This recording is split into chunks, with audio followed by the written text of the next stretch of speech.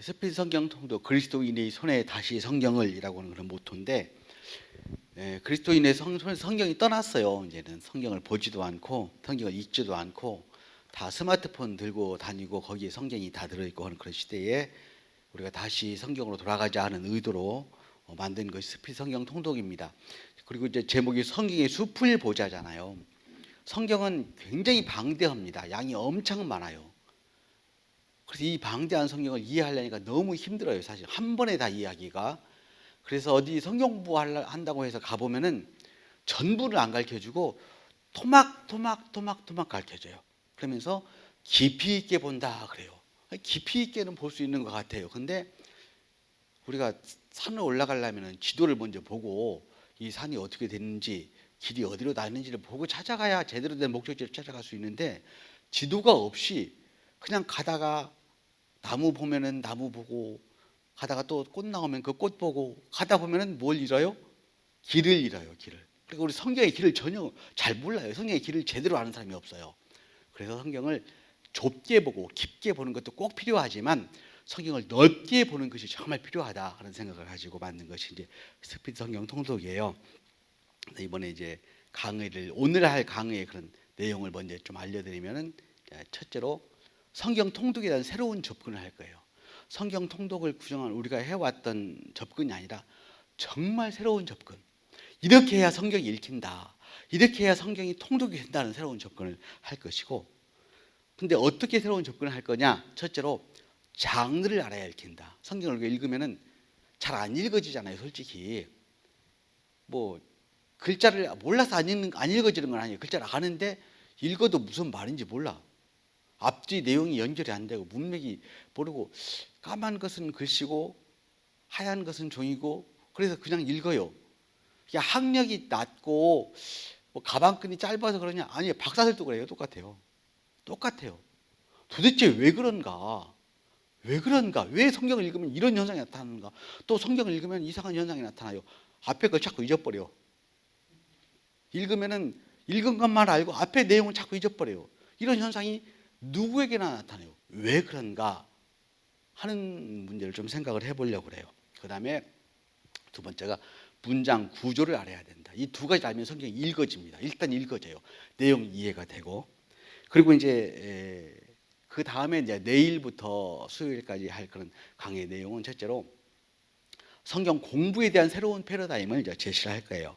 그래서 우리가 그동안에 성경을 볼 때 좁게 보고 깊게 보고 그랬는데, 그렇게 보지 말고 이제는 어떻게 보냐? 통전적으로 보자. 성경을 보면 통전적으로. 또 통섭, 이쪽 성경은 다 연결되어 있어요. 통섭으로 보고 개괄적으로 좀 보자. 성경을 큰 틀로 볼 수 있는 눈이 있어야 돼요. 이 틀이 있어야 성경이 움직이지 않아요. 이 틀이 없으니까 여기에선 이렇게 설교하고 저기에선 저렇게 설교하고, 똑같은 본문을 가지고도 사는 사람들마다 내용이 다르고 그러거든요. 성경에 대한 틀, 성경에 대한 기둥, 성경에 대한 기초가 없어서 그래요. 그 기초를 잡아보는 작업을 이번에 할 거예요.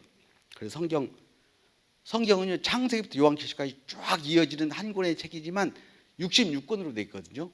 66권이니까 사실은 66권마다 주제가 다 다르죠. 근데 성경 전체를 뚫고 지나가는 내러티브가 있어요. 성경 전체를 뚫고 지나가는 이야기가 있어요. 그 이야기를 우리가 들을 수 있어야 돼요. 그 이야기를 이번에 들을 수 있게 될 줄로 믿습니다. 이 이야기가 뭐냐? 이게 하나님의 의도예요. 하나님의 의도. 우리가 성경을 보면서 하나님의 의도가 뭔지 잘 몰랐는데, 이번 강의를 통해서 하나님의 의도가 무엇인지 아주 확실하게 깨닫고 가게 될 줄로 믿습니다. 그리고 성경을 보는 이제 여러 가지 그런 관점 중에서 이번에 저희가 특별히 이제 같이 공부할 관점은 뭐냐면 하나님 나라의 관점이에요. 하나님 나라의 관점. 그래서 하나님 나라라고 하는 게 성경 전체를 어떻게 흘러가는 거는 것을 아주 확실하게 잡게 될 줄로 믿습니다. 코로나19 중국 우한에서 이제 발병을 했어요. 오늘 2.5단계 뭐 그러는데, 이게 빨리 끝나야 될 텐데 끝나지 않아서 지금 전 세계가 힘들고 한국 교회도 되게 힘듭니다. 이 사진이 지금 여의도 순복음 교회 사진인데요. 이게 새벽기도 사진이에요. 새벽기도 사진. 어마어마했죠? 코로나 이전에. 이건 대예배 사진이에요. 이것도 지금 거리 두기 해가지고 좀 모일 수 있어. 지금 이렇게도 못 모이죠. 이 코로나19 때문에 지금 전 세계가 난리가 났고 한국도 마찬가지고 특히 교회가 엄청난 타격을 받았습니다. 도대체 어떻게 해야 될지를 모르겠어요. 우리 교회 근처에 엄청나게 큰 대형 교회가 있는데 오늘 차 타고 이렇게 지나가다 보니까 사람이 없어요. 아무리 큰 교회도 20명밖에 못 모이니까. 이 코로나19가 언제까지 갈까? 이 코로나19가 다 지나가면 우리가 예전으로 돌아갈 수 있을까? 전문가들은 돌아가기 어렵다고 얘기하죠. 그럼 이 코로나19가 이 한국 사회에 주는 충격과 영향이 엄청난 거죠. 이 코로나19가 요구하는 새로운 사회 시스템이 있어요. 그 사회 시스템의 교회도 이제 발맞추어 갈 수밖에 없는 것이죠. 가장 대표적인 것이 언택트 사회죠. 비대면. 전부 다 이제 줌으로 하고 줌으로 강의를 해보니까 정말 이건 아니다 싶은 생각이 들 때가 많아요. 요즘에는 그 미스터 트롯 방식으로 해가지고 막 뒤에다 그 성도들 막 쫙 깔아놓고 막 하는 이런 대형 교회들 이런 것들을 시도하는데 그래도 대면이 아니기 때문에 첫째로 집중력이 굉장히 떨어집니다. 그리고 강의하는 사람이나 설교하는 사람이 외로워요. 성도 얼굴을 직접 보고 하는 때보다 훨씬 힘듭니다. 그런데 이것이 앞으로 우리가 가야 할 사회의 모습이라는 거죠. 교회가 여기서 어떻게 적응할 수 있을 것인가? 우리가 숙제가 생겼습니다. 근데 항상 그렇듯이 문제가 있으면 뭐가 있어요? 답이 있는 것이죠. 답이 뭘까요? 뭐겠어요? 성경이 답이죠. 성경이 답입니다. 성경으로 돌아가야 돼요. 말씀으로 돌아가야 한다. 여기에 동의하십니까? 성경이 답이에요. 성경 안에 모든 답이 있어요. 그런데 문제는 어떻게 돌아가냐는 거죠. 아까 말한 것처럼 성경이 그리스도인들의 손을 떠났어요. 성도들의 손을 떠났어요. 안 읽어요. 이게 국민일보에서 조사한 그런 통계인데 성경을 규칙적으로 매일 읽는다 9%, 규칙적이지는 않지만 가끔 읽는다 14%, 전혀 읽지 않는다 77%. 기독교는 말씀 위에 있는 종교이기 때문에 말씀이 없으면 기독교는 성립할 수가 없습니다. 그러면은 딱 23%만 기독교인이에요.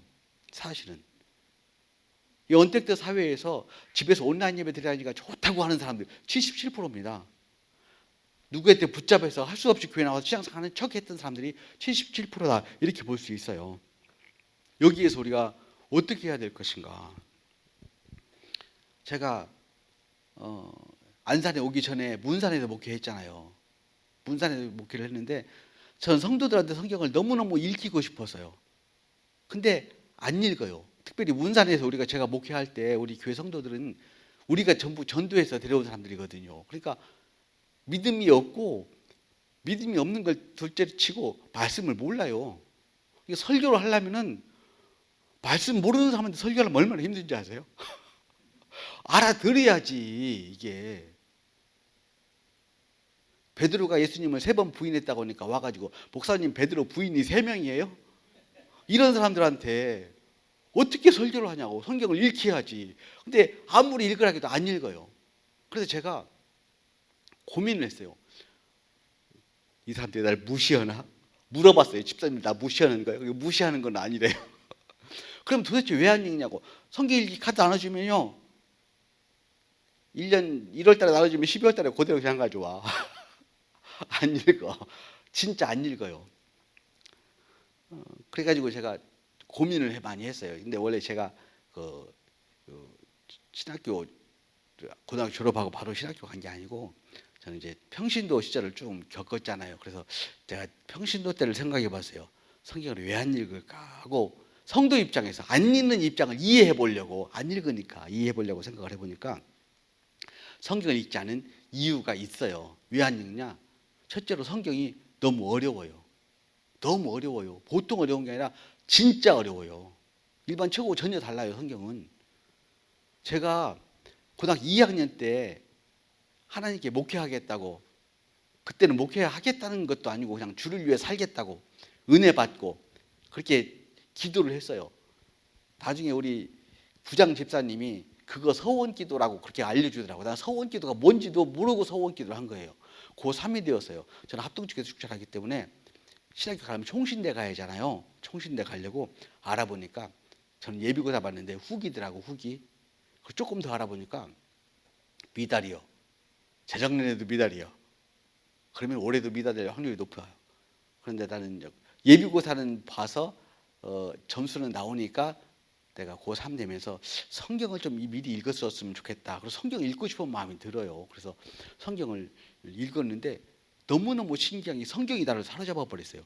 성경이 그렇게 재밌을 수가 없어요. 너무너무 재밌어요. 특별히 레위기가 그렇게 재밌어요. 레위기가 재밌다고 하는 사람 보면 좀 유심히 봐야 될 필요가 있어요. 재밌기 힘든 부분인데 너무너무 레위기가 재밌는 거예요. 그래서 1년에 성경을 30번을 봤어요. 고3 때.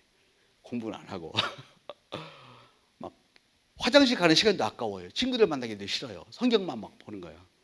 이거 보다 보니까 성경 한 번 읽는데 60시간 정도 걸린다는 걸 알았어요. 근데 성경을 보니까요, 10번 읽을 때까지 무슨 소리인지 하나도 모르겠더라고. 진짜 뭔 소리인지 하나도 몰라요. 그냥 읽어. 읽으면은 그 중간중간에 은혜가 되는 말씀들이 좋아요. 그래서 막 읽는 거예요. 근데 10번 정도 읽고 나니까, 한 번에 10번 읽고 나니까 무슨 생각이 되면, 아, 예수님께서 이 땅에 왜 오셨구나 하는 그런 한 가닥 줄기가 딱 잡히는 것 같아요. 한 30번 정도 읽고 나니까 이제 성경이 신구약이 통섭이 돼. 연결이 돼요. 그리고 하나님께서 말씀하시는 본래의 뜻이 무엇인가 하는 것이 한 가닥씩 잡히기 시작하더라고. 고3짜리가. 이게 좋은 것일 수도 있지만 좀 안 좋은 것일 수도 있어요. 목사님 설교를 듣는데 어느 날 내가 목사님 설교를 왜 저렇게 하시나 그런 생각이 나더라고. 고3짜리가. 그래가지고 내가 너무 교만해져서 알게 되겠다 해서 성경을 안 읽어서 그 뒤로 쭉 안 읽었어요. 계속 읽었으면 더 좋았을지도 모르는데. 신학교를 갔어야 했는데 신학교 못 갔어요. 그렇게 성경을 많이 읽었는데 우리 아버지가 반대해가지고 신학교 못 갔어요. 그리고 일반대학교 법학과를 갔어요. 법학과. 법대 가서 뭐 배웠냐? 배운 거 하나도 없어요. 그냥 다녔어요. 그리고 이제 직장생활 하다가 나중에 신학교를 갔는데, 신학교 가니까 법대를 나온 게 그때 효력을 발휘하더라고요. 그러니까 어른들이 그런 말 하잖아요. 신학교 가기 전에 철학을 공부하면 좋다. 그런 말 하잖아요. 왜냐하면 신학을 공부하면 신학이 철학의 바탕이 되어 있으면 훨씬 이해하기가 쉬워요. 또 법학이 바탕되어 있으면 조직신학이 이해하기가 굉장히 쉬워요. 왜냐하면 성경이 법이잖아요. 그래서 이해하기가 쉬워요. 그래가지고 특별히 우리 조직신학 배울 때는 너무너무 쉽게 잘 공부했고, 교수님이 설명하면 그 다음에 무슨 설명을 할 것인지도 이미 알아. 그리고 그때 야간 다니면서 주간에 일하고 야간에 맨날 졸고 그랬는데도 성적을 시험 보면은 뭐 1등 아니면 2등이요. 왜냐면은 무슨 문제 낼지 알겠어요. 공부해보면 무슨 문제 내겠어요? 중요한 문제 내지? 어디가 중요한지를 알겠어. 어디가 중요한지를. 그때 내가 깨달은 게 있어요. 공부 잘하는 학생과 못하는 학생이 차이가 있다. 공부를 잘하는 학생은 어디가 중요한지 알고 중요한 데를 공부해요. 공부 못하는 학생들은 다 중요한 줄 알아. 처음부터 열심히 공부해. 그래갖고 기진맥진해가지고 진짜 중요한 데는 공부 못해. 그리고 공부를 모든 애들은 보면 지가 아는 것만 공부해. 공부 잘하는 학생들은 모르는 것을 공부해서 성적을 올려요. 그래서 제가 뭐 신학교 다닐 때 공부 잘했고, 또 신학교 가면 성경 시험 보잖아요. 1학년 때 선배들 가서 시험 보길래 나도 심심한데 가서 볼까? 딱 시험 보는데 보다가 문제가 틀렸어. 교수님 문제 틀렸는데요. 문제가 틀린 것도 지적하고, 그러면서 가볍게 성경 공부를 시험을 통과하고 그랬어요. 근데 내가 왜 이 말을 하냐면은 내가 뭐 성경 30번 읽었다 자랑하려고 하는 것도 아니고, 법대 나오고 뭐 신학교 공부 잘했다는 걸 자랑하려고 하는 것도 아니고, 그런 저도 성경이 어려워요. 그러면 일반 성도들은 말할 것도 없어. 성경 봐도 몰라. 저는 단전적으로 얘기해요. 봐도 몰라요. 특별한 사람들 몇 사람 제외하고는 거의 봐도 몰라요. 어떻게 알아요? 너무너무 어려운데. 필사했는데 필사해도 몰라. 솔직히 말해요. 필사하면 알아요? 몰라. 이게 성경이요, 이게 보통 어려운 게 아니에요. 진짜 어려워요. 너무너무 전문서적이에요, 진짜. 그래서 성경이 안 읽는 게 아니에요. 못 읽는 거예요. 어려워서. 그죠? 그리고 또 성경을 왜 안 읽냐? 성경이 너무 두꺼워. 좀 얇았으면 좋겠어. 성경이 이게 진짜 종이도 얇고 글자도 쬐깐하고 그림도 한 장 없고 아무리 읽어도 이게 장수가 안 넘어가. 내가 그래서 한 번에 너무 답답해. 성경이 글자가 몇 글자인지 쉬어봤어. 혹시 점심 이제 식사하시고 집에 가셔서 잠이 안 오시면 성경 글자가 몇 자인지 한번 쉬어보세요. 다 쉬어본 건 아니고 한 페이지 쉬어가지고 전부 몇 페이지인가 해서 곱해봤죠. 57에서 한 60만 자 정도가 나와요. 근데 이게 일반 서적으로 따지면요, 요즘 나오는 책으로 250페이지짜리 책 20권 분량이요. 양이 보통 많은 게 아니에요. 그러니까 한 번에 다 못 읽어요. 그래서 이거를 1년 12달 나눠가지고 하루씩 짜게서 읽죠. 물론 그렇게 읽는다고 해서 다 읽어지는 것도 아니지만 그렇게 읽어요. 성경은 진짜 두껍기는 또 굉장히 두꺼워요. 아니, 어려우려면 좀 얇든지 두꺼우려면 좀 쉽든지 어렵고 두꺼우면 어떻게 하라는 거예요? 방법이 없죠. 그래서 안 읽는 거예요. 아니, 못 읽는 거예요. 못 읽는 거예요. 특히 요즘 중고등학생들 못 읽어요. 진짜 못 읽어요. 그래서 영국에 유명한 속담이 있다고 하잖아요. 인생은 짧고 성경은 두껍다. 그래가지고 짧은 인생에 성경 한 번 못 읽고 돌아가시는 분들이 그렇게 많대요. 성경 일생 한 번도 못 읽는 거예요. 너무 두꺼워서. 그리고 성경을 왜 안 읽냐? 성경이 재미가 없어. 아니, 재미있는 데도 있기는 해요. 근데 거의 재미가 없는 데가 많아요.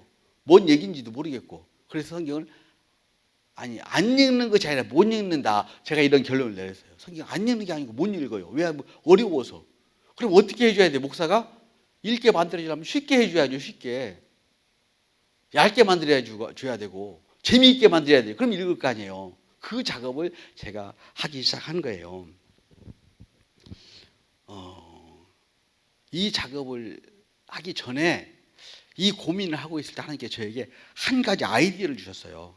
무슨 아이디어를 주냐면 성경이 읽어지지 않은 진짜 이유, 왜 성경이 안 읽어지는가 하는 진짜 이유에 대한 아이디어 하나를 딱 주셨어요. 그 아이디어가 뭐냐면 장르 문제였어요. 장르. 성경이 안 읽어지는 진짜 이유 두 가지가 있는데 첫 번째가 장르 문제예요. 성경의 장르에 대한 이해의 부족. 신학교에서 가르치는 장르가 아니고 일반 문학과 일반 서적으로 보는 장르를 말하는 거예요. 두 번째는 문장 구조. 성경의 문장 구조에 대한 이해가 없어요. 그래서 성경이 안 읽어지는 거예요. 장르가 뭐냐면은 장르는 문서의 종류를 말해요. 문서의 종류를 프랑스어로 장르 이렇게 말을 해요. 예를 들어 문학 작품 같은 거 보면은 소설이고 시, 수필, 시나리오 장르가 다 다른 거죠. 또 회사에 가면 기한서도 쓰고 가계부도 쓰고 영수증도 쓰고 병원에 차트도 있고 전화번호부도 있고 이게 다 문서의 종류가 다른 거예요. 다시 말하면 장르가 다른 거예요. 이 장르가 다르다는 말은 무슨 말이냐면 이런 말이에요. 읽는 방식이 달라요. 말하자면 소설을 읽는 방식하고 가계부를 읽는 방식이 달라요. 전화번호부를 읽는 거하고 시를 읽는 것은 완전히 다르죠. 소설은 가장 이렇게 두꺼운 책이 있다 그러면은 좀 심호흡 한번 하고 봐야 돼요. 왜냐면 이렇게 두꺼운 책을 내가 다 읽으려면은 좀 시간도 많이 걸리겠고 재미있어야 될 텐데 그런 마음을 가지고 소설책을 대하지만 전화번호부는 아무리 두꺼워도 겁이 안 나죠. 왜 겁이 안 나요? 두꺼우거나 얇으나 똑같아요. 찾아서 한 줄만 보면 돼. 전화번호는. 전화번호부를 만드는 사람이 전화번호를 처음부터 다 읽으라고 만든 것이 아니라 한 줄만 찾아서 읽으라고 만든 거죠. 만든 사람 이게 이 문서의 종류 장르가 뭐가 중요한 게 뭐냐면은 이 문서를 어떻게 독해할 것인가 하는 독해의 방식을 누가 정해주는 거냐면 문서를 만든 사람이 정해주는 거예요. 내가 정하는 게 아니고 문서를 만든 사람이 이것을 어떻게 읽을 것인가를 정해요. 기한서는 기한서를 만든 사람이 정하는 것이고 시인이 시를 쓸 때는 어떻게 읽으라고 시를 쓰자면 시처럼 읽으라고 쓰는 것이지 소설처럼 읽으라고 쓰는 게 아니죠. 문서를 만든 사람이 문서의 장르를 정하는 거예요. 신문도 있고 잡지도 있고 마찬가지죠. 우리는 책을 읽을 때 늘 이런 데 훈련되어 가지고 신문 읽다가 갑자기 소설 보면은 지금부터 소설 읽는 모드로 바꿔야 되겠다. 하나, 둘, 셋, 소설. 그렇게 안 해도 머릿속에 자동으로 소설 읽는 모드로 딱 돌아가죠. 이것이 자연스러워요. 무의식적으로 잘 이루어져 있어요. 우리가 시스템으로 이렇게 잘 돼 있어요. 근데 성경은 그렇지 않아요. 자, 문서의 종류에서 중요한 것은 문서의 종류에 따라서 독해의 방식이 다르다. 이해 가시죠? 이게 이해가 가야 돼요. 그리고 문서의 그 독해의 방식은 누가 정해요? 문서를 만든 사람, 문서의 생산자가 독해의 방식을 정한다. 여기까지 이해 가시죠? 자, 그런데 우리는 성경을 어떻게 읽냐면 이렇게 읽어요. 예를 들어서 소설, 시, 수필, 시나리오 옆에다 성경 전체를 하나의 장르로 생각을 해요. 근데 성경을 제일 처음에 펴면 뭐가 나오죠? 창세기가 나오죠? 창세기는 재밌어요? 재미없어요? 재밌죠? 아까 성경은 재미없다고 했는데 창세기는 그중 제일 재밌어요. 그래서 창세기를 재밌게 읽었어요. 읽으면서 우리가 이런 생각이에요. 야, 성경 읽을만 하다. 재밌네. 완전 드라마틱하잖아요. 창세기를 잘 읽었어요. 50장까지. 시원하게 쫙 읽고 그 다음에 출애굽기를 딱 읽었더니 출애굽기는 재밌어요? 재미없어요? 출애굽기는 더 재밌어요. 그죠? 왜냐하면 출애굽기는 악당이 나오잖아요. 막 모세하고 바로하고 막 싸워. 모세가 막 이겨. 막 정말 판타스틱 하잖아요. 막 진짜 요즘 무슨 뭐 영화 만들면 정말로 그런 판타지가 없을 만큼 재미있어요. 그러면서 창세기하고 출애굽기 내용이 이어지죠. 여기까지 읽고 우리 두뇌가 이런 생각을 해요. 아, 성경은 내용이 이어지는 재미있는 이야기구라고 하는 틀을 딱 가져버려요. 성경은 내용이 이어지는 재미있는 이야기라고 하는 틀을 딱 가져요, 머리가. 그리고 그 틀에 의해 성경을 읽으려고 하는 이제 관성이 생겨요. 근데 어디까지 재밌냐? 출애굽기 19장까지만 재밌어. 20장에서 뭐가 나오냐면요. 갑자기 십계명이 나와요. 이야기가 싹 없어졌어, 갑자기. 잠깐 갔다 온다는 말도 안 하고 사라져 버렸어요. 그죠? 근데 십계명은 교회에서 가끔 들어봤고 또 찬송가 앞에도 붙어 있고 하니까 익숙하니까 그냥 넘어갔어. 21장부터 뭐가 나면 율법이 나와요. 그러면서 우리 두뇌는 이런 생각을 하죠. 이야기가 어디 갔지? 이야기가 없어졌네. 머리가 아파. 그래서 20장, 21장까지 읽다가 이제 출애굽기 얼마나 남았나? 뒤를 봐. 40장까지 읽는데 20장까지 읽었으니까 반 읽었구나. 그럼 앞으로 반만 더 읽으면 되겠네. 좀 어려워도 참고 읽어야지 하는 마음을 가지고 읽어요. 21장부터 24장까지 읽고 25장 가니까 뭐가 나오면 성막이 나오는데 이거는 율법보다 더 어려워. 읽어도 무슨 얘기인지 하나도 모르겠고 읽고 나니까 기억나는 건 청색 자세 홍색 실밖에 없어. 그리고 출애굽기 40장까지 겨우 읽었어요. 읽고 나서 이제 여기부터는 재밌는 이야기가 나오겠지 하는 기대를 잔뜩 가지고 얘기를 폈더니 막 소를 잡고 양을 잡고 피를 뿌리고 뭐 어쩌고 해주고 도대체 재밌는 이야기가 나올 기미가 안 보여. 놀래서 덮어. 내년부터 다시 읽자. 그래서 창세기고 출애굽기만 있는 거예요. 매년. 안 되겠어. 시작부터 읽어야지. 시작 딱 폈더니 뭐가 나와요? 뭐 낳고가 이렇게 많이 나와. 놀래서 또 덮어. 마태복음을 못 넘어가. 이게 우리가 성경에 있는 습관이에요. 자, 그러면은 성경을 어떻게 읽어야 해요? 성경이 그래서 장르에 의해서 읽는데 그래서 성경에는 제가 아마 그 장르가 몇 가지로 되는가 조사를 해봤어요. 그랬더니 성경에 수많은 장르들이 등장을 해요. 자, 예를 들어 가지고 이야기가 있어요. 창세기, 출애굽기, 사무엘, 상하 이런 걸 다 이야기죠. 성경이 재미있다는 것은 이야기 부분이에요. 우리가 주일학교 아이들한테 뭘 가르쳐요? 이야기 가르치는 거예요. 이야기. 예수님 이야기, 삭개오 이야기, 뭐 바디메오 이야기, 다윗 이야기, 골리앗 이야기, 사무엘 이야기, 토막 이야기 토막 가르쳐요. 그러니까 주일학교부터 신앙생활을 해온 사람은 아는 게 이야기 몇 토막 아는 거예요. 사실은 그게 성경이에요. 우리가 아는 성경은 이야기예요. 이야기밖에 몰라. 에스겔에서 엄청 길잖아요. 에스겔에서 생각나는 거 보이세요? 바른피의 환상. 그것밖에 없어. 몰라. 이야기 몇 토막 그거 알아요. 그리고 성경에 또 뭐가 나오냐? 족보가 나와요. 그죠? 역대상 1장부터 9장까지 족보가 나오는데 인물이 몇 명인가 쉬어봤더니 한 500명 나와요. 그것도 혹시 집에 가서 잠 안 오시면 몇 명 나오는지 한번 쉬어보세요. 마태복음에도 족보가 나오고 누가복음에 족보가 나와요. 자, 그러면은 이야기하고 족보하고는 뭐가 달라요? 장르가 다른 거죠. 장르가 다르다는 것은 읽는 방식이 다른 것이죠. 이 족보가 어려운 게 아니고 이야기를 읽으려고는 이야기를 읽는 그 방식으로 족보를 읽으니까 안 읽어지는 거예요. 그러겠죠. 족보는 족보를 읽는 방식으로 봐야 되는 것이죠. 시는 시를 읽는 방식으로 봐야 되는 것처럼. 시 있죠, 시편. 시편은 우리가 잘 읽죠. 이야기는 아니지만 은혜가 되고 우리의 감성을 건드리니까 그냥 그 자체로서 읽어요. 잘 읽어져요. 이런 게 있어요. 출애굽기에 보면은 성막 나오죠. 근데 성막은 건물 설계도죠. 건물 설계도라고 볼 수 있죠. 그럼 건물 설계도는 어떻게 봐야 돼요? 도면으로 봐야 되죠. 도면으로. 이걸 글씨로 써놓고 읽으면 어떻게 될까요? 안 읽어지죠. 그래서 안 읽어지는 거예요. 출애굽기가.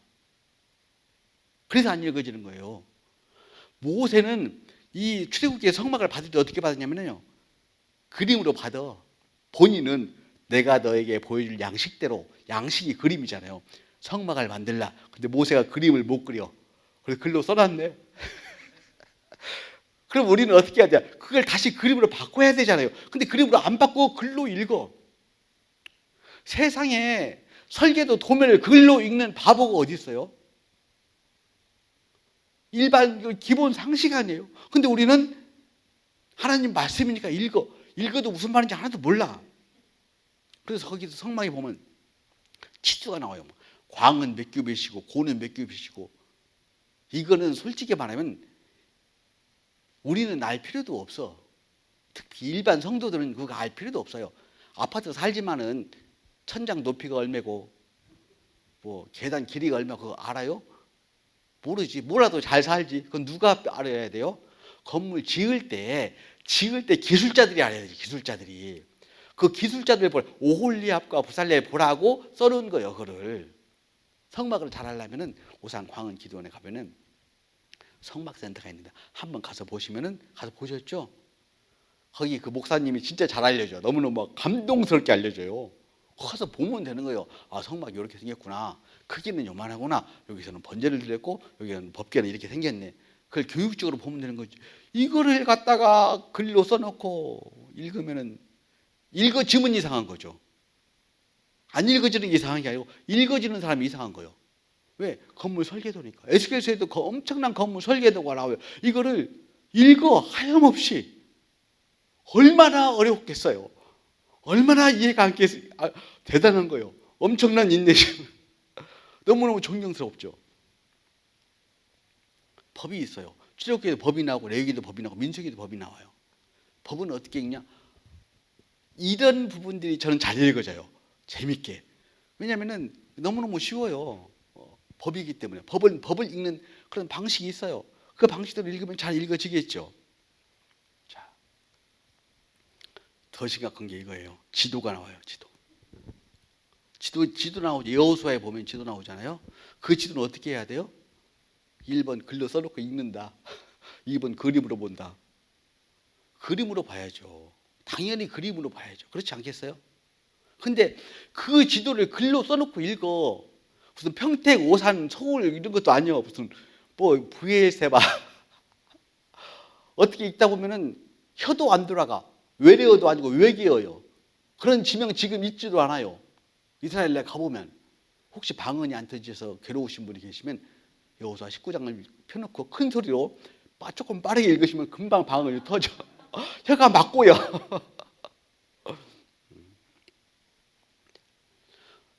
아니 세상에 그 지도를 갖다가 글로 써놓고 있는 바보가 어디 있냐고요. 근데 우리는 그렇게 바보 짓을 지금까지 해온 거예요. 그러니까 성경 통독이 안 되는 거죠. 가다가 이런 함정들이 곳곳에 있어요. 이런 함정들이 수도 없이 많아요. 이게 함정인지도 모르고 가요. 그러다가 한 번은 저는 이런 생각이 들었어요. 야, 너무 어렵다. 이 부분은 확 건너뛰어서 왜냐면 저기는 재밌는 얘기가 나와. 너무 지루하고 힘들어. 그래서 건너뛰어서 읽고 싶은 마음이 막 들어서 한 번은 건너뛰어서 읽었어요. 근데 건너뛰어서 읽으니까 내 마음속에 이런 생각이 마음이 들고요.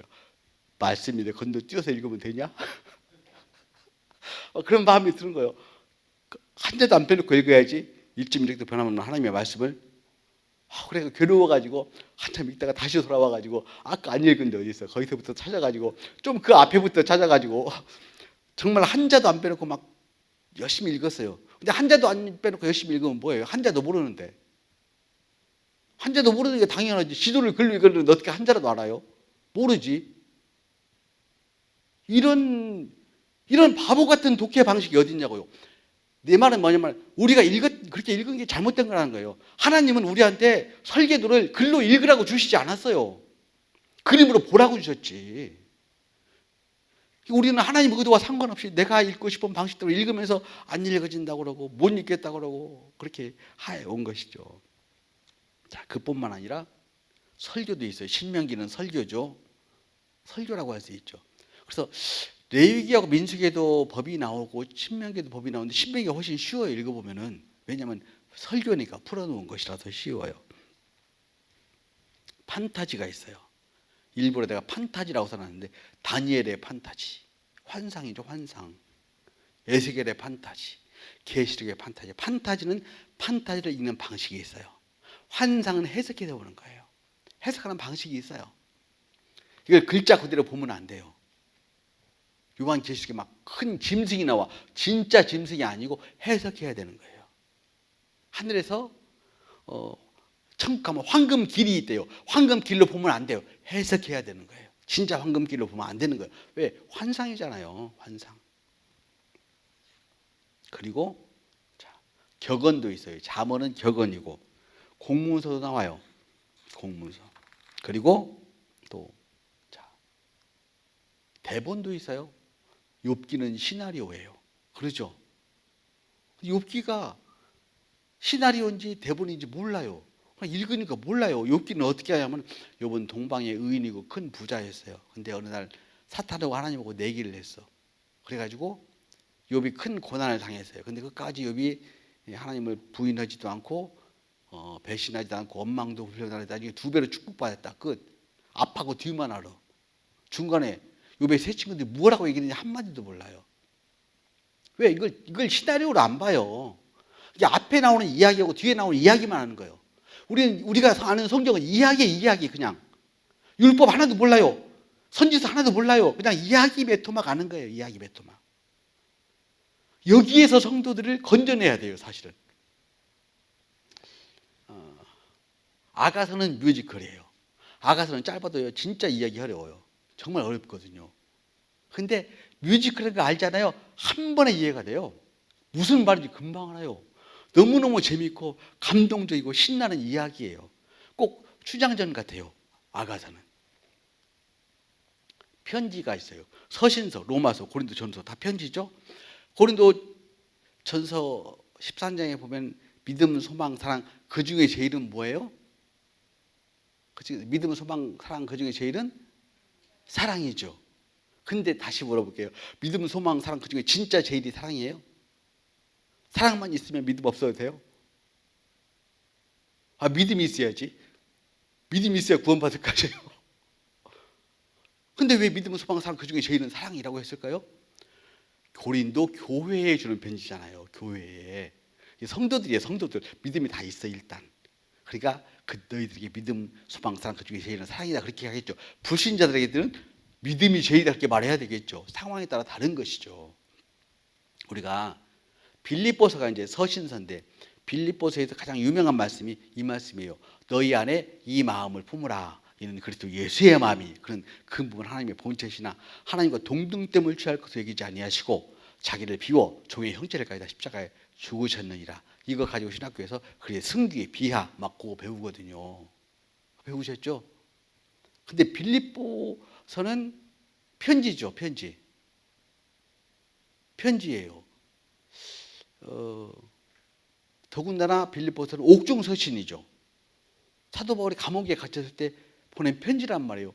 이 빌립보 교회는 사도행전에 보면은 사도 바울이 처음에 아시아로 전도를 가려고 했는데 전도의 길이 자꾸 막혀. 잘 안 돼요. 근데 밤에 잠을 자다가 꿈을 꿨는데 마게도니아 사람 하나가 손을 이렇게 손짓하면서 자기들한테 와달라고 하는 꿈을 꿔요. 그래서 사도 바울이 그 꿈을 어떻게 해석하냐면은, 야, 나를 이 유럽 지방으로 보내라고 가라고 하는 하나님의 뜻인가 보다, 이렇게 해석을 해요. 그리고 마게도니아 지방을 갔더니 첫 번째 도시가 빌립보시예요. 그래서 사도 바울이 빌립보에 가가지고 회당을 가려고 했는데 회당을 아마 못 찾았던 것 같아요. 강가를 갔어요. 강가를 갔더니 고만고만한 아주머니 세 분이 앉아가지고 뭔가 수다를 떨고 있어. 그래가지고 사도 바울이 가가지고 가만히 얘기를 했다가 이제 물어봤죠. 혹시 예수님에 대해서 들어본 적이 있느냐? 그러니까 들어본 적이 없자. 그럼 내가 잠깐 5분만 메시지를 전할 테니까 듣겠느냐? 그래서 전해보라고 그래요.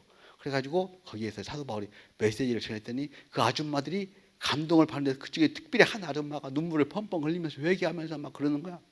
더군다나 강가니까 멀리 갈 거 있냐고 여기서 당장 세례달라고 그래서 세례까지 줬어. 근데 그 아줌마가 너무 감동해서 사도 바울 손을 붙잡고, 선생님 숙소가 어딘지 모르겠지만 우리 집으로 가자고, 내가 식사 한 끼 대접하고 싶다고. 가서 보니까 집이 저택이야. 잘 살아. 방 한 칸을 내주면서 여기에서 사무실 내고 여기서 전도센터 해가지고 여기서부터 전도하자고. 그렇게 해가지고 세워진 교회가 빌립보 교회예요. 거기다 빌립보 교회 간판 딱 걸었죠. 설립 예배 드렸어요. 근데 그 첫 번째 성도가 이름이 뭐요? 루디아예요. 루디아. 등록카드 받아보니까 이름이 루디아야. 그리고 또 보니까 동대문 시장에서 옷감 장사를 크게 해. 여성 CEO야. 잘 살아, 부자고.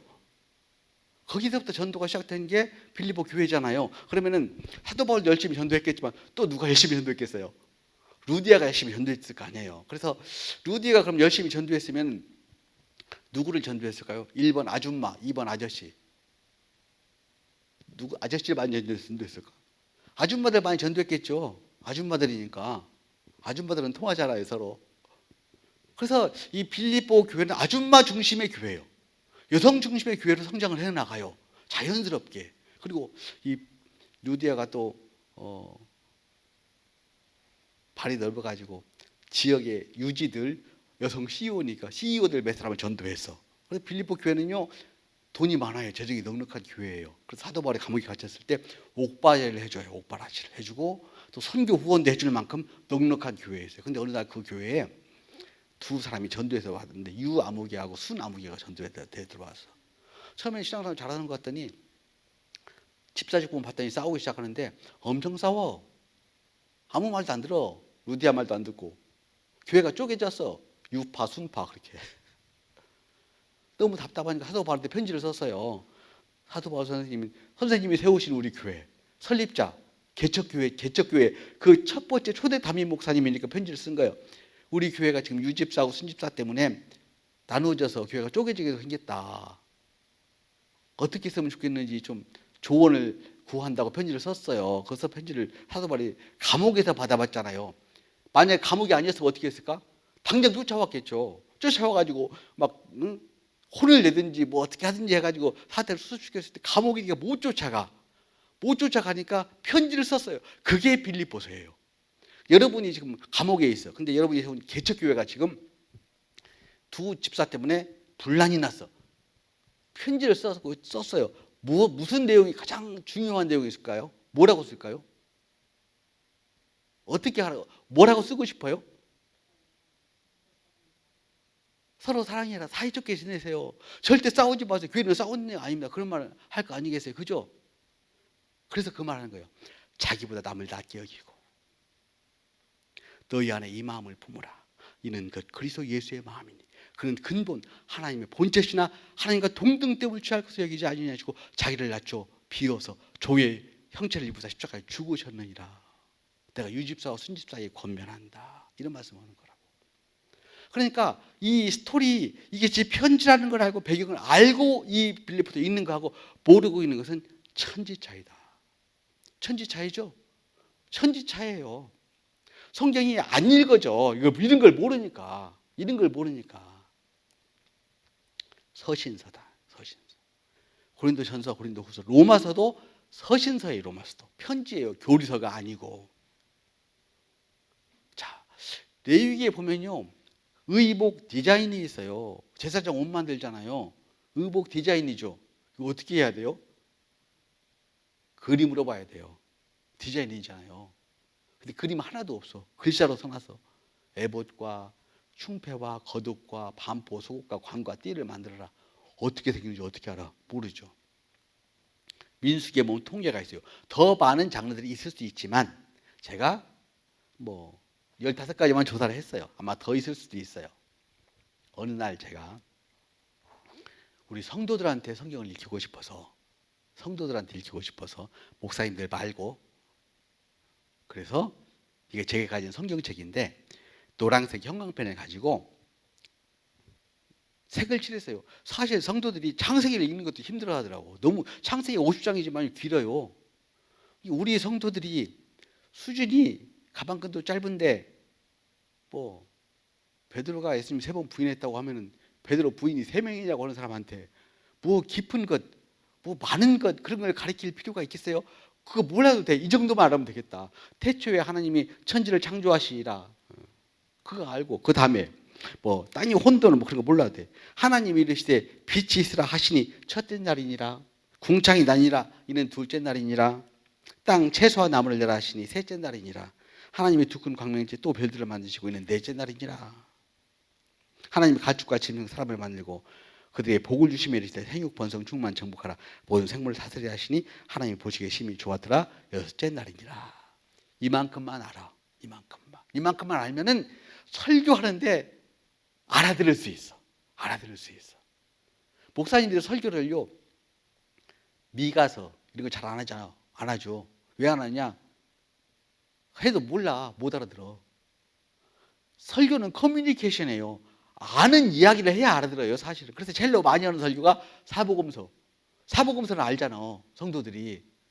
창세기, 출애굽기, 뭐 이사야서 뭐 이런 거, 선지서 중에서도 좀 알만한 거. 또 다니엘서도 뒷부분 말고 앞부분. 다니엘의 뭐 새 친구 이야기, 사자고 이런 것만 설교하는 거예요. 모르니까. 성경을 너무 모르니까. 그래서 이 정도만 알면 좋겠다 해가지고 이렇게 색을 쭉 칠해서 창세기를 확 줄여놨어요. 근데 창세기를 한번 처음부터까지 다 읽으려면은 시간이 얼마나 걸리냐면요, 2시간 반에서 3시간 걸리거든요. 근데 이렇게 줄여가지고 이 줄인 것을 한번 같이 읽어봤어. 어떻게 읽으냐? 소리내서. 그냥 읽었던 것도 소리내서 읽으면 속도가 훨씬 늦거든요. 소리내서 읽어보니까 창세기 한 번 다 읽는데 35분 딱 걸리더라고. 획기적으로 일단 시간이 줄었어요. 그리고 어려운 낱말들을 다 뺐어. 그러나 내용은 이어지게 했어요. 그리고 어떻게 했냐면 처음에는 절을 끊었거든요. 절을 끊으니까 내용이 안 이어져요. 그리고 나중엔 단어를 끊었어요. 그래가지고 태초에 하나님 천지를 창조하시나 하나님이 빛이 있으리라 하시니 첫째 날이냐 이렇게 넘어간 거야. 궁창이 아니라 이는 둘째 날이니라. 땅 채소와 나무를 내라 하시니 셋째 날이니라. 이렇게 넘어갔어요. 말이 되게. 그래서 이게 싱크로율이 대단해요. 싱크로율 99%. 내용은 한 30%가 안 돼요. 성경 전체에 30%가 안 돼요. 이걸 읽으면은 일반 평신도들은 성경 전체의 내용을 한 번에 확 이해할 수가 있어요. 그런 목적과 의도를 가지고 만든 것이 스피릿 성경 통독이에요. 2장도 그렇고. 어느 날 제가 교회에서 이것을 열심히 하고 있는데 우리 그때 노회장 목사님이었던 우리 김기남 목사님이 이렇게 오셨어요. 와가지고 이 목사 뭐 하고 지내? 목사님들한테 자랑을 했죠. 이렇게 해서 만들고 있다고. 그러니까 좋다고 이것을 갖다가 계시록까지 해보라고. 그래서 처음에 하다가 5경까지만 하고 내가 그만두려고 그랬거든요. 이게 해보니까요, 보통 어려운 게 아니에요. 내용을 그냥 이은 게 아니에요. 이게 전부 다 읽어보고 논리적으로 이게 법대 나왔으니까 한 거예요. 이게 법대 아니고 무슨 다른 과 나왔으면 좀 어려울 수도 있어요. 특별히 이게 시편 이런 데 가니까요, 머리에 쥐가 나요. 시편을 생각해요. 시편 이거 다 읽어야지. 시편을 안 읽어서 이것을 요약을 안 하려고 그랬어요. 선지서는 한 장 읽으면 하루 종일 생각을 해도 요약이 안 돼요. 그래요. 그때 제가 머리가 많이 빠졌어요. 보통 힘든 작업이 아니었어요. 이 작업만 한 3년 한 것 같아요. 자, 요거는요, 민수기예요. 민수기가 어렵죠. 근데 민수기는요 이야기예요. 사실은 중간 부분이 이야기예요. 앞부분하고 뒷부분에 통계가 들어있어요. 그래서 어렵게 생각되는 거예요. 사실은 민수기를 한번 볼까요? 글자 보이시죠? 이게 성능이 좋아가지고 잘 보이는 것 같아요. 애굽 땅에서 나온 후 둘째 달 첫째 날에 시내 광야 회막에서 너는 이스라엘 자손의 남자의 수를 계수하지니 그 지정별로 계수하되 각 지파의 우두머리에 한 사람씩을 함께하게 하라. 내용이 싹 들어오죠.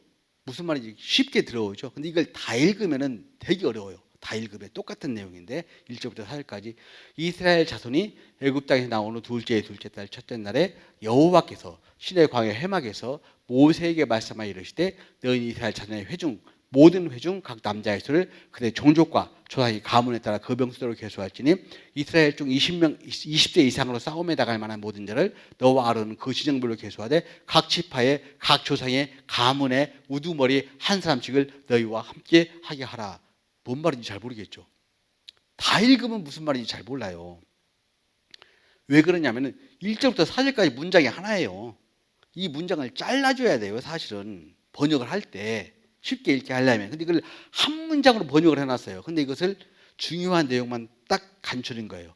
애굽 땅에서 나온 후 둘째 달 첫째 날에 시내 광야 회막에서 너희는 이스라엘 자손의 각 남자의 수를 계수하지 그 증별로 계수하되 각 지파의 우두머리 한 사람씩을 함께하게 하라.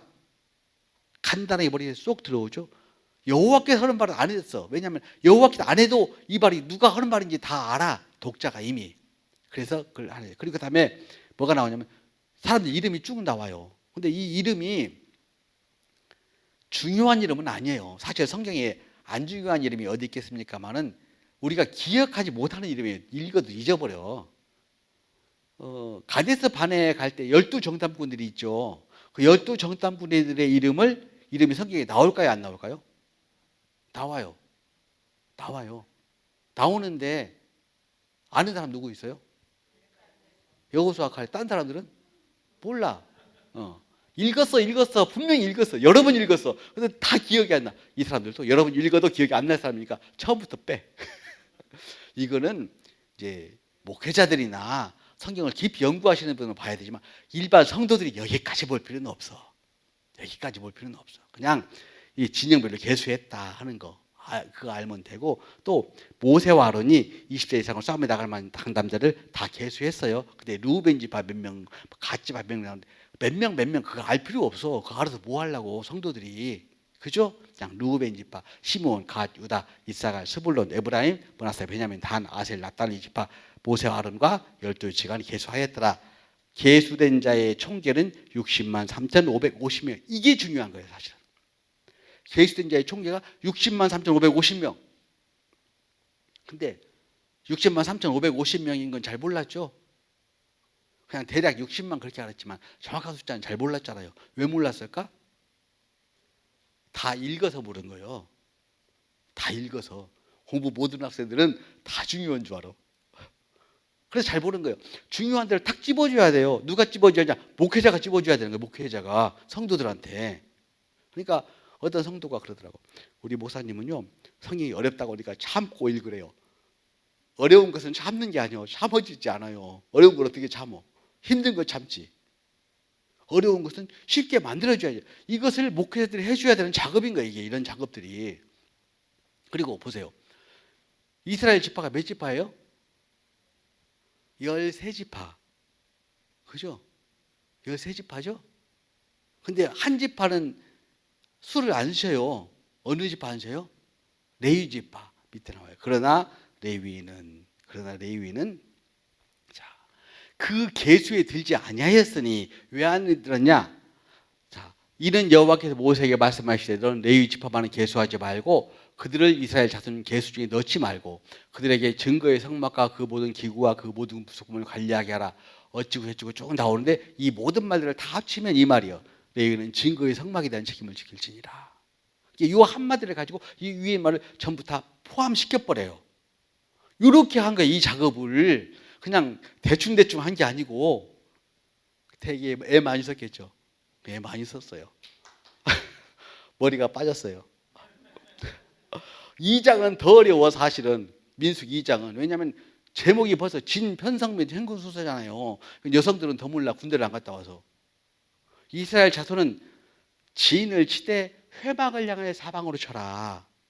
동방 해돋는 쪽에 진짜는 유다, 이사갈, 스불론, 남쪽엔 르우벤, 시몬, 갓지파. 그 다음에 회막이 레위 진영과 함께 모든 진영의 중앙에 있어 앞에 행진할지니라. 서쪽에는 에브라임 브나세 베냐민, 북쪽에는 다나셀, 납달리 지파.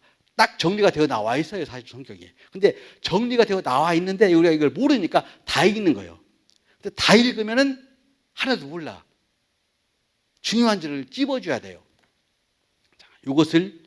이것도 보면 잘 몰라. 그래서 이것을 가지고 만든 게 이 표예요.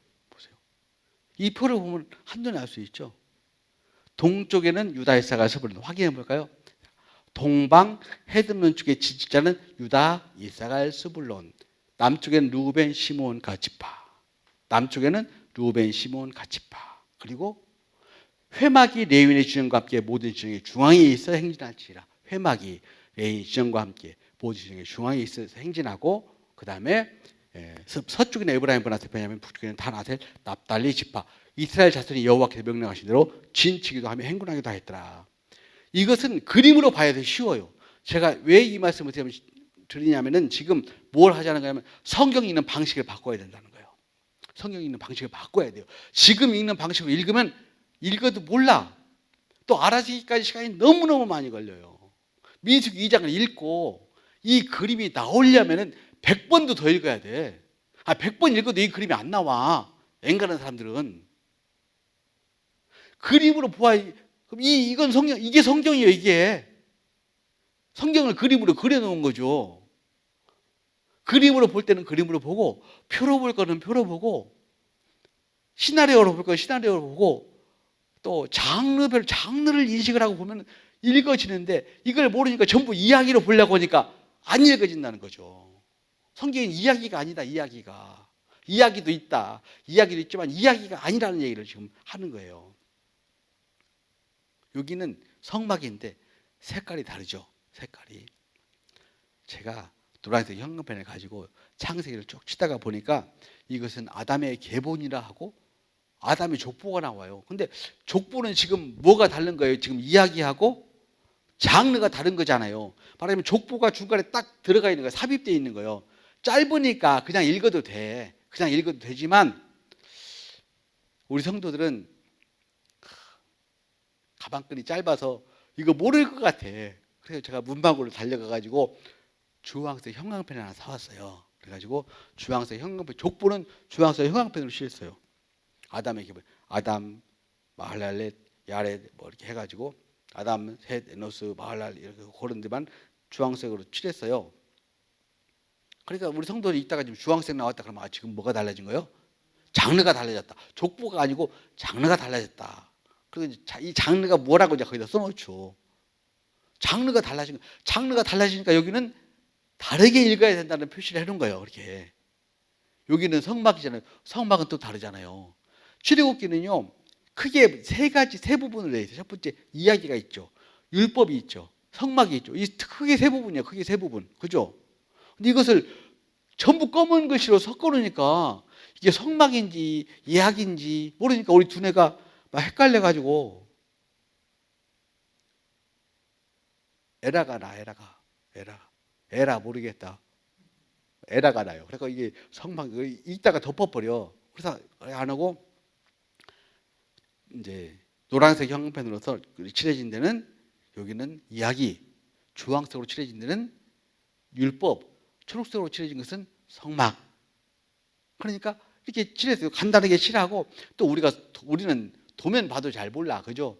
우리가 알 수 있는 것은 겨우 이 정도. 특히 문과생들은 잘 몰라요. 도면 봐도 모르니까 이 정도. 그리고 성막의 의미 이런 것을 목사님들이 잘 가르쳐주면 그거 알면 되죠. 뭐 성막의 높이가 얼마고 성도들이 그거 알아서 뭐 하려고. 성도들이 뭐 알면은 좋겠지만 너무 많이 알면 또 안 돼. 성도들은 성경을 너무 많이 알면은 자꾸 따져 싸서, 아니 잘 알고 따지면 모르는데 자기 잘 모르고 자기 생각만 가지고 따지니까 신학적 바탕이 없기 때문에, 그래서 좀 주의해야 될 그런 부분들도 있어요. 성도는 이 정도만 알면 돼, 이 정도. 그러니까 어느 정도 알면 되냐면 목사님이 설교를 할 때 설교가 커뮤니케이션 될 정도를 알아야 되겠다. 그만큼 모르니까 목사님이 설교할 때 설교가 커뮤니케이션 될 정도로 전혀 몰라요. 사실은 성경 전체에 대해서 몰라요. 요엘서 몰라, 오바댜 몰라, 나훔 몰라, 뭔지 몰라. 아무것도 몰라요. 고린도 전서는 14장밖에 모르고 고린도 후서 뭔지 아무것도 몰라. 거의 다, 물론 몇몇 분들은 아는 분들도 계시겠지만 목사님보다 더 공부 많이 하시는 분들도 계시지만 대부분은 그래요. 성도들이 성경을 쉽게 접근하고 쉽게 읽을 수 있어야 되겠다. 그런 마음을 가지고 만든 거예요. 자, 여기는 제사장 옷이에요. 내 형 아론을 위하여 거룩한 눈을 지어 제사장 직분을 행하게 하라. 그들이 지을 옷은 이러하니 곧 흉패와 에봇과 겉옷과 반포, 속옷과 관과 띠라. 흉패라는 말 안에 그림이 들어있어요. 가슴, 폐, 네모난 거. 네모났든지 동그랗든지 가슴에 붙이는 폐가 보다. 에봇은 몰라요. 에봇이 뭔지 알아요? 우리나라 말도 아니에요. 에봇이 뭐예요? 에봇. 마치, 근데 글씨로만 써놨어요. 그림 한 장도 없고. 마치 외국 디자이너 데려다가 한국 동정을 가리키는데 칠판에다가 영어로 DONG, JUNG 써놓고 외우라고 그래. 그럼 동정이 뭔지 알아요? 한복 동정? 모르죠? 그건 한복을 보여주거나 그림 한 번만 보여주면 아는 거 아니에요. 그림을 보겠습니다. 관, 금, 패, 이 그림이 그래도 예쁘게 그려진 그림이에요. 뭐 좀 이상한 것도 많이 있고 그런데 하여튼 파란색 옷이 겉옷이고 흰색 옷이 속옷이고 이 빨간색 앞치마가 에봇이에요. 빨간색 앞치마 그랬으면 금방 알 텐데 에봇 그러니까 모르는 거예요. 이 빨간색 앞치마가 에봇이에요. 에봇 써있죠. 에봇. 우리 감자탕집 가서 감자탕 먹을 때 에봇 하나씩 이렇게 걸치고 먹잖아요. 그렇게 생긴 에봇이 에봇. 왜 이것은 이렇게 봐야 되냐? 디자인이잖아요. 디자인. 그림을 섞어서 봐야 돼. 그래야 이해가 돼요. 이해가. 그냥 에봇 읽어서는 이해가 안 된다니까. 이런 부분들을 체크를 해주고 이런 부분 이렇게 보라고 지도를 해줘야 되는 거예요. 성도들한테. 그래야 성도들 성경을 훨씬 빨리 읽을 수 있어요. 훨씬 더 이해가 되고 훨씬 더 풍성하게 읽어나갈 수 있는 거예요. 자, 이것은 보세요. 지도예요. 지도. 여호수아 19장. 둘째로 시므온 지파를 위하여. 자, 여기를 같이 한번 읽어보겠어요. 여기는 자 노란색 부분만 읽어봐요. 다 읽으려면 힘드니까. 시작. 둘째로 시므온 지파를 위하여 제비를 뽑았으니 시므온 자손의 이 기업은 유다 자손의 기업 중에서 취하였으니 이는 유다 자손의 분깃이 너무 많으므로 그들의 기업 중에서 받음이었더라. 자, 다시 한번 시작. 둘째로 시므온 지파를 위하여 제비를 뽑았으니 시므온 자손의 이 기업은 유다 자손의 기업 중에서 취하였으니 이는 유다 자손의 분깃이 너무 많으므로 그들의 기업 중에서 받음이었더라. 뭔 소리인지 모르겠죠? 그림을 한번 보겠습니다. 자, 이 이스라엘 땅 분배 지도예요. 시므온 지파를 읽었잖아요. 시므온 지파 어디 있나 찾아보세요. 이 아래 있죠. 아래 시므온 지파. 근데 다른 지파하고 좀 다르죠. 동그랗네. 그죠? 유다 지파가 있죠. 그림만 봤어요. 저는 아무 설명도 안 하고. 자, 다시 읽어보겠어요. 시작. 둘째로 시므온 지파를 위하여 제비를 뽑았으니 시므온 자손의 이 기업은 유다 자손의 기업 중에서 취하였으니 이는 유다 자손의 분깃이 너무 많으므로 그들의 기업 중에서 받으면 이해가 팍 되죠. 이해가 되죠. 이 말이 무슨 말인지 알아듣죠. 왜 알아들어요? 그림을 봤기 때문에 그래요. 그림을 안 봤을 때는 무슨 말인지 몰라. 근데 그림을 보면은 이해가 되는 거예요. 그림을 봐야 되는 거예요. 이것은 지도잖아요. 지도.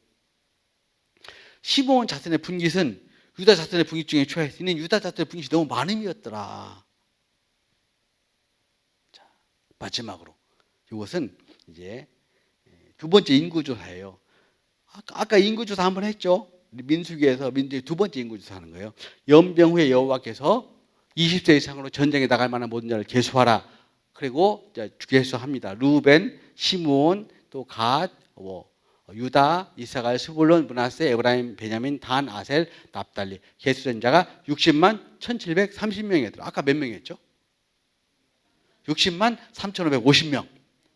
정말 머리가 좋으세요. 그걸 다 기억하고 계시고. 근데 지금은 60만 1730명. 이건 어떻게 보면 되냐? 이렇게 보면 돼요. 한 방에 끝나요. 한 방에 사실은. 성경이 이런 걸 넣어야 돼요. 성경에. 예? 그죠? 60만 3,550명, 60만 1,000. 왜 이렇게 보냐? 통계잖아요. 통계는 표와 그래프로 보는 것이 상식이에요. 상식. 통계를 글로 써놓고 있는 것은 바보야. 성경이 있는 방식을 바꿔야 된다. 이런 말을 하고 있는 거예요. 그래서 처음에는 이것을 제가요, 어떻게 했냐면은 내 성경책에 다 칠해가지고 우리 집사님한테 하나 주고, 집사님 이거 가지고 집사님 성경책에다 다 칠하라고 그랬어. 다 칠하면은 2권 되잖아요. 그러면 또 나눠서 칠하고 성경 칠하고 그럼 4권 되잖아요. 우리 성도 왜 안 되니까 한 서너 번만 돌아가면 다 색깔 칠해진 성경책 가질 거 아니에요. 그거 갖고 읽으려고 그랬어요. 그러면 되지.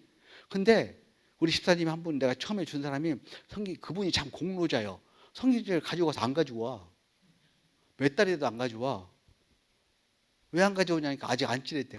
그럼 그러지 말고 집사님이 칠한 거 하고 내가 준 성경책하고 가지고 와라고. 그래서 와서 이렇게 보니까 엉뚱한 데다 칠해놔서 또 이게 내가 칠한 거하고 똑같이 칠하기가 어려운가 봐요. 나중에 칠해보니까 진짜 그게 쉽지는 않더라고요. 그래가지고는 이게 만약에 서너 번 건너가면 완전히 다른 책 될 거 아니에요. 그래서 안 되겠다 해가지고 이제 내가 노란색으로 칠해놓은 것은 노란색 글씨로 해놓으면 안 보일 것 같잖아요. 그래서 검정색으로 했어요. 검정색. 그 검정색이 기본이에요. 그래서 여기 나오는 이 검정색 글씨는 전부 대성경에 노란색으로 칠해진 부분이에요. 그리고 주황색으로 칠해진 것은 빨간색으로, 그리고 초록색으로 연두색으로 칠해진 부분은 초록색으로 이렇게 글자를 쳐서 타이핑을 해서 만든 거예요. 이게 그렇게 해서 나온 책이에요. 그런데 창세기를 보면은 맨 앞에 보면 창세기 맨 앞에 보세요. 색 구조 법례 있죠. 태고사 족장사 써 있죠. 창세기 맨 앞에 박스에 있죠.